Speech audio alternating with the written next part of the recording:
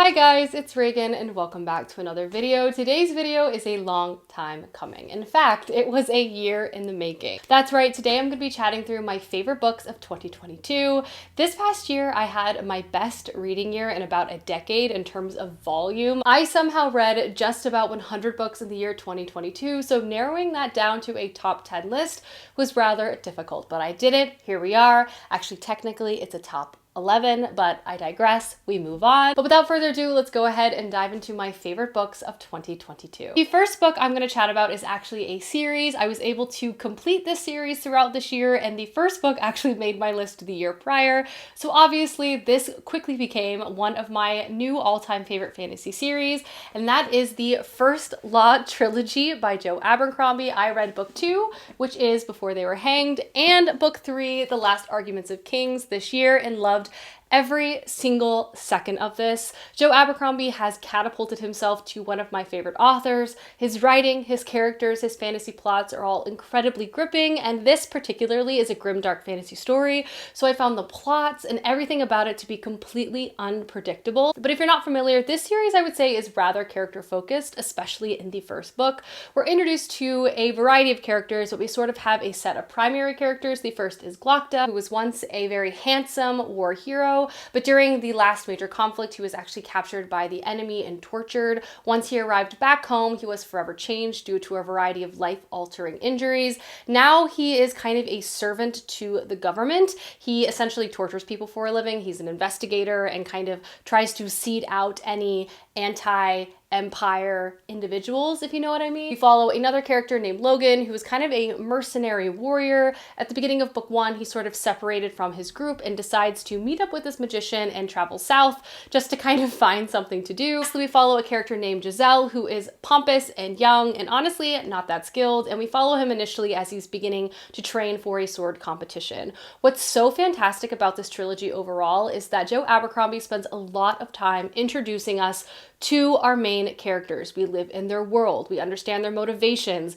who they are, and even if they are very, very dynamic and morally gray, let's say, you feel like you should hate them, but you also can't help but to love them, or at least aspects of them, which creates such an interesting experience while reading this trilogy. And then going into books 2 and 3, which again I read this year, the plot really begins to expand and blossom, but you're so rooted within these characters' lives. It's such a fun experience from beginning to end. And again, because these characters sort of might not do like the traditional heroic thing, you can never quite guess exactly what is going to happen. Again, I just loved everything about this trilogy. I'm so excited that I finally read and completed a Joe Abercrombie trilogy this year. Of the 3, I might say the second was my favorite, but there were so many shocking and incredible moments throughout the entire trilogy that I just love the whole thing immensely. So I had to have the First Law trilogy as my first favorite of the year. And if you haven't checked out Joe Abercrombie, I highly implore you to do so. It's just a great and bloody time. The next book on my list is my only sci-fi book in this entire stack of books. I loved this book when I read it. It's definitely one of the most heartwarming books I read this year, and I feel like the more time that passed, the more it kind of burrowed itself in my heart that I just had to add it to my favorite books of the year. And that book is Light from Uncommon Stars by Rika Aoki. This is the charming and funny, found family, bizarre sci-fi story you absolutely need in your life. It's strange in all the most wonderful ways, but it's also so incredibly human and character focused as well. This is set in California in the San Gabriel Valley. We follow a variety of characters that all kind of come crashing into each other's lives. The first is Shizuka, and she has quite literally made a deal with the devil. And that deal is that she is supposed to bring 7 souls of violin prodigies to the underworld. She already has 6, and she's on the hunt for her last soul. Introducing us to our next main character, a young trans runaway named Katrina, and she basically catches the ear of Shizuka with her just raw and beautiful talent while playing the violin in a park. From there, Shizuka kind of takes Katrina under her wing, she moves into her home, and Katrina begins to master her craft under Shizuka's teaching. Then the last main character we run into is Lan, and she is a retired starship captain, and she and her entire family has moved to Earth in trying to escape from this dark evil force that is sort of plaguing the galaxy. She moves to California, and her family open a donut shop to kind of bide their time until they figure out their next like intergalactic move. Vaughn and Shizuka kind of have a chance meeting and they begin to grow closer. And as I already mentioned, from there, everyone's lives begin to become intertwined. This book has so much heart. The setup is strange. It definitely has sort of like Good Omen vibes, or even like A Long Way to a Small Angry Planet. It just has so much joy and such fantastic characters at the heart of the story, and just so much passion as well. It centers music, it centers learning, it centers second chances at life and love and family. It has everything you could ever imagine, with also combining such strange and peculiar sci-fi elements that just work so well to supporting and even lifting up these really wonderful character moments as well. I loved this book. It was such a joyful ride from beginning to end. It definitely has quite a few trigger warnings, so I would look into that, but it was just such a delightful read. Next book I have to recommend, and one that made my list, is If I Had Your Face by Frances Cha. This is a literary fiction multi-POV tale that is definitely like a slice of life story. This book is set in contemporary Seoul, South Korea. We follow a group of young girls who either live or live around each other, all in the same apartment building. This explores themes such as sexism, beauty standards, and classism, how all of those things kind of interact and exist within South Korean society. This is truly a slice of life story. You're sort of just dropped into these girls' lives, and slowly you try to unpack who they are, where they are in their life, and what experiences have led them to this moment. You're rooting for them, you want to scream at them, but ultimately you also love them as well. And then just as quickly as you drop in, you're pulled out, and it's just such, to me, a mesmerizing story. This book is under 300 pages long, but I just feel like the writing style and just how deeply I felt rooted in these characters' lives, it really like left a huge lasting impression to me. It's definitely a darker read, but at the same time, you also can't help but to be a bit inspired and also feeling hopeful for all the characters that are sort of existing in this story. It is honestly just so good. I read it in about a day. I couldn't put it down. I also knew right when I finished it, it was going to be a book that I would find myself coming back to time and time again. Next up is a fantasy series that just completely took me by surprise. Ever since I read this book, I feel like I have not stopped talking about it. It was just one of those wonderful new things that has entered my life, and I can't wait to keep reading it next year. I've just been enjoying it immensely. It is the Legends of the First Empire series by Michael J. Sullivan. This is a classic pastoral fantasy series that, again, I've just fallen head over heels for. Just the characters, the setup, the writing, and the pacing, I have just been delighted by completely. If you're not familiar, this is sort of set in a vaguely ancient fantasy civilization, and there are a variety of groups of individuals who live in this world. First, we have humans who are kind of just doing their thing in small villages. They're really just focused on farming and making it through the next winter. There's another group of individuals called the Frey, who are seemingly immortal. They live for thousands of years. They have powerful magic, and they're also stronger and faster than the average human. And the humans actually worship the Frey as gods, and they're not really doing anything to dissuade this perception. But at the beginning of book one, though, everything is sort of turned upside down when a human accidentally kills one of the Frey.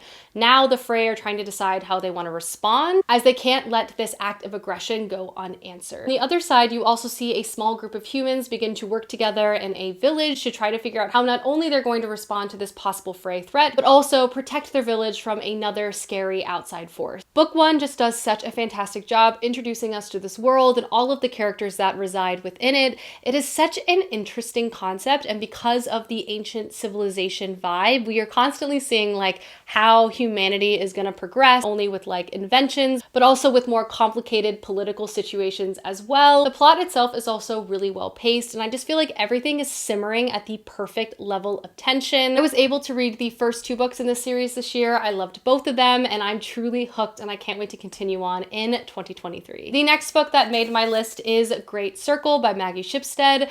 This was a gut punch of a novel. This is a historical fiction, sort of dual timeline story that, going into it, I thought it was going to be this lyrical and beautiful type of story.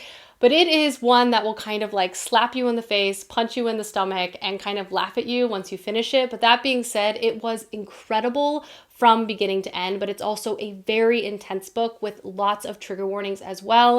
And I just really want to call that out ahead of recommending this story, and please look into those before deciding if you want to pick this book up. But I Loved Great Circle. This is probably one of my favorite literary fiction books of all time. Just the characters and the style of the story just absolutely was a home run for me. But if you're not familiar, this again is a dual timeline story. We're first introduced to one of our main characters, Miriam, at the turn of the century. She and her twin brother are kind of growing up as wild children in a very remote area of Montana. And Miriam herself has big dreams, and that is to become a pilot. She doesn't want to do it for the fame or the money. She wants to do it for the freedom and just the pursuit of it. And from there, we follow Miriam as she sort of goes down this path of trying to secure this ability for herself, and having to make a variety of incredibly difficult decisions to ensure that this happens. Fast forward to present day, we follow an actress named Hadley who's kind of embroiled in scandal at the beginning of this book, but as sort of a last chance at redemption, she takes on a project to actually play Miriam in a movie about her life. From there, we watch Hadley as she sort of tries to investigate to understand Miriam more, and we see sort of the immersion of Hadley becoming Marion fold alongside us and Marion's story itself. So the lines sort of begin to blur between these two different timelines, and it works so perfectly. You also sort of begin to see the experience, particularly for women in two different time periods, and how things have not changed, but also how things have changed immensely. But at the end of the day, Marion is a force. Her character feels so real, and she jumps right off the page. There's also some beautiful supporting characters that exist within the story as well. Honestly, I just feel like my breath was taken away for so many different reasons throughout the experience of reading this book. I loved it. It took me a long time, in part because I was savoring it, but also it was a very difficult, emotionally speaking, novel to read, but I loved it. But once I finished it, I also knew it was definitely going to be on my best books of the year. And it is. Next up, I have The Traitor Cormorant by Seth Dickinson. This is the first book to a new series, and I only read the first book of this series, but I knew right away this could be possibly a new all-time favorite. From our main character to the writing and just the overall concept, I quickly fell in love with this world and was hooked right away. But in this story, we follow our main character, Baru. We're first introduced to her as a child, living on her island nation with her mothers and her father. We also see the arrival of an evil empire called the Empire of Mask, who also has colonial interests, and they take over countries and territories not through warfare, but instead integrating themselves into their economy and force upon the native peoples their religion and their form of education. Baru watches all of this unfold in her own country and swears vengeance. From there, we watch Baru, who is incredibly intelligent and talented, enter one of these empire schools and tests very, very highly, and she basically swears to become so powerful within this government that she's going to be able to tear it apart from the inside out. Fast forward, we watch Baru get her first assignment working for the Empire now, and she is a royal accountant. She travels to a faraway kingdom. She's basically tasked with quelling their rebellion. She goes about doing this as not again with direct warfare, but instead using her economic savvy to find a solution. If you love characters like Tyrion Lannister or Glokta, this is a fantastic series to pick up. Personally speaking, continuing on reading books 2 and 3 of the series is one of my own personal goals, but I loved book 1, could not put it down. Just Baru as a main character was fascinating, and I loved watching her dedication to revenge, let's say, unfold. The next book on my list might be a little bit of a surprise, but I just love this book, and that is The Beautiful Ones by Silvia Moreno Garcia. I was completely swept away by the story. I was also just so unexpectedly taken by this book. I loved every single second of it. It was melodramatic, it was romantic, and it also had Silvia Moreno Garcia's beautiful writing, just all completely wrapped up in one perfect little package of a book. I think objectively, I wouldn't say this is maybe the best book I've ever read, but I feel like ever since I read it, I made it a part of my personality. I can't stop recommending it. It just brought me so much joy reading it. I loved it. I will also say, if you love Jane Austen stories, this is the book for you to pick up. This follows our main character, Nina, and Nina dreams of becoming one of the beautiful ones, which are the most prestigious and sort of lauded socialites in her city. At the beginning of this book, she has moved from the countryside to stay with her beloved cousin and his wife, who is actually part of this very esteemed group of socialites. Nina herself is just debuting into society, and she feels like she's already sort of messing everything up. Outside of being perceived as sort of provincial, she also has telekinetic abilities that she does not control very well, kind of resulting in some embarrassing situations. At the beginning of this book, though, Nina runs into another individual, a man named Hector, who is actually a traveling performer of telekinetic abilities just like herself. And she quickly sort of becomes interested in him and also asks to become his apprentice so she can hopefully learn more magic herself. From there, their relationship begins to blossom, but it's not so simple. Hector is actually hiding a very big secret. And that is that he is actually in love with Nina's cousin-in-law, this beautiful socialite that is married to Nina's cousin. He begins to use Nina to become close to her once again. This book is rich with melodrama and so much will they, won't they. It also just has such stunning writing and everything about it is absolutely dazzling. It also has so much propriety, the stupid little walks, the dances, the ballrooms, all of that just creates such fantastic settings for all of this plot to sort of unwind within. I loved this story. I could not put it down. I was absolutely swept away from the love story, and Nina, our main character, is so likable, and having a story center around her, you just quickly fall in love with her. The romance actually turns out to be really, really endearing despite it having so much dramatic elements to it. I loved this. Again, if you like any type of sort of romance leaning propriety story, this is a great book to pick up. It also has Sofia Moreno Garcia's amazing writing, as I keep saying over and over again. This was a total shock and surprise for me this year when I read it.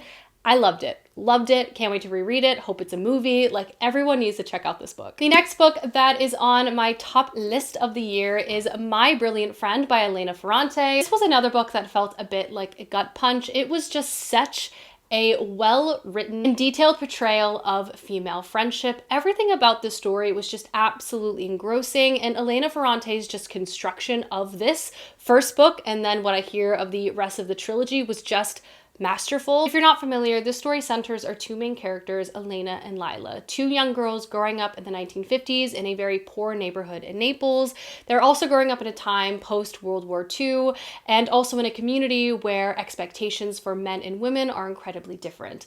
Elena and Lila become fast friends. They're also both brilliant. This title takes on a lot of dual meaning throughout this entire story, and you see these two girls as they form this friendship and understand each other in ways that no other person in their life ever could. This portrayal of this friendship is incredibly dynamic. As they grow older, these girls struggle against each other. There's jealousy and frustration, but also this deep knowing and understanding that they each have for each other. This first book covers Elena and Lila's life from childhood to about graduation of high school. Also see how these two girls kind of have different life paths, especially as one girl is able to continue to pursue education while the other is not. This book was just stunning in its portrayal of so many things, and while it feels so hyper-focused on this relationship and these two girls, it also is such a stand-in for this larger time period and this larger experience in this moment of history as well. It's like a story of two girls, but also a story of an entire group and populace of people. It was so good, and also a trilogy. As I said, I need to read books 2 and 3, but book 1 absolutely took my breath away. One of my favorite books of the year, and also might be just one of my favorite books of all time. The next book I have to recommend is actually another series. That is the Books of Babel series by Josiah Bancroft. This is another series I talk a lot about on my channel, but this year I was able to read books 3 and 4, wrapping up this entire quartet this year. Book 3 actually is probably my favorite of the series and probably is like one of my top 5 favorite books of the year in general. I loved the 3rd installment and the 4th installment as well. The 3rd one was just next level incredible. I love this fantasy series. This is also one of my top 10 favorite fantasy series of all time. But if you're not familiar, the first one is called Senlin Ascends, and we're introduced to one of our main characters, Senlin. And he has always dreamed of traveling to this place called the Tower of Babel, which is this ginormous tower full of countless floors, and many thousands of people also reside within this tower. There's also a lot of mystery surrounding this place as well. That is in large part why Senlin has always dreamed of traveling there. So he's thrilled that on his honeymoon, he and his wife are able to explore this place together. Unfortunately, at the very beginning of book 1, he and his wife are separated, and so begins Senlin's journey of traveling up through this tower in hopes of trying to find his lost wife. Along the way, we meet so many different characters, and the cast of the story grows continuously, and it's just so unique from beginning to end, and I loved the experience so much. I often describe this fantasy series as one that has sort of the whimsy of a middle grade tale, the writing of a literary fiction, then obviously the fantastic plot of like what you would find in a traditional fantasy story. It's just so bizarre and so unique, and this tower was such an experience to learn about. Definitely combines elements of like steampunk, and the machinery and how this tower actually functions is very much a central part of this entire series, and the mystery of that really continued to grow. But also this series houses such wonderful characters you will love, and just seeing the entire thing play out was so great, and I just feel like each book really built on itself so successfully. I loved it. I'm thrilled I was able to get to the last 2 books of this year. Just such a great series, so unique. I can't wait to see what Josiah Bancroft comes up with next. Next up, I have another very short but very emotionally impactful book, and that is Hamnet by Maggie O'Farrell. I loved this book, and this book also absolutely made me sob my eyes out. I actually listened to this majority on audiobook, which I think worked beautifully. The writing style and just the way that Maggie O'Farrell put this story together, I think honestly is like the best part of this book. So hearing it told to me, I just think worked so well. But if you're not familiar, this is the story of Shakespeare and his family. But the interesting thing about this book is it's not really about Shakespeare at all in some regards. Like, Shakespeare's name is never really named, but it's truly just a picture of family life and also the desperation and the mourning that comes with the loss of a child. This book initially opens up in 1580, and the Black Death is upon England once again. But this book is not linear in its timeline. We are shifting constantly back and forth in time. Watch a young and penniless Latin tutor fall in love with a very willful and magically inclined individual named Agnes. We see them start a family,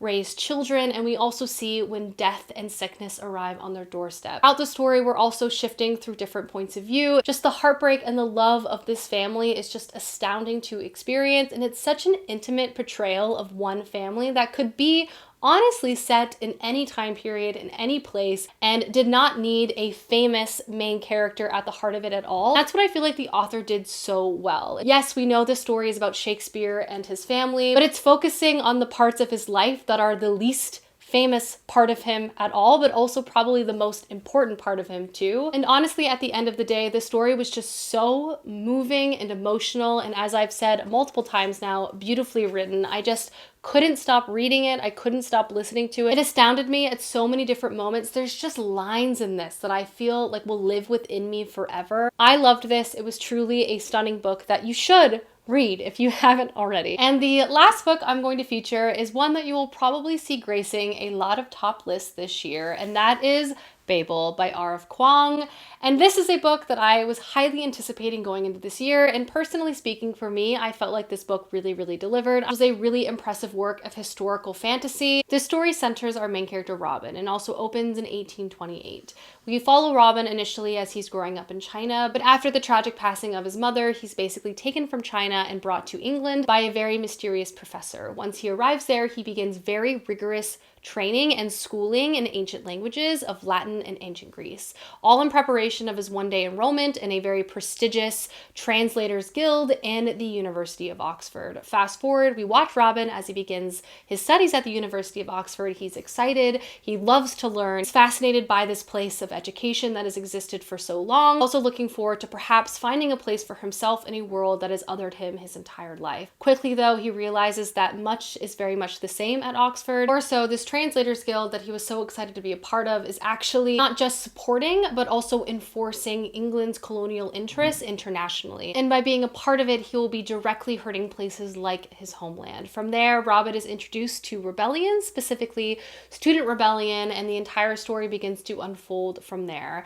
This book I personally really enjoyed. I know there are some differing opinions. Some people think it was a little too straightforward in its approach. Personally speaking, I really enjoyed this book. I felt like Robin, our main character, and following him throughout the story and seeing his struggle with identity and also struggle with the dissonance of wanting to fit in, but also realizing a system and a place is not built for him at all and starting to work to fight against it. I also feel like there was elements of friendship and camaraderie that were explored in this book that I appreciated. And also the author included things like footnotes, which I really felt like allowed her to elaborate on a lot of specific points. This book really was a historical fantasy with just a dash of fantasy. The magical components worked really, really well, but so much of this book was much more a criticism on academia, on colonialism, and everything was just, in my opinion, intertwined so well. I could not put this book down. I am a big fan of R.F. Kuang's writing, and personally, I felt like this was one of my favorite books I read this year, and I for sure think this is worth checking out, even if you don't read a lot of fantasy. Alrighty guys, those are my favorite books of 2022. Please let me know down below some favorites you read this year, as I would love to know, and I will see you soon with another video soon. Goodbye!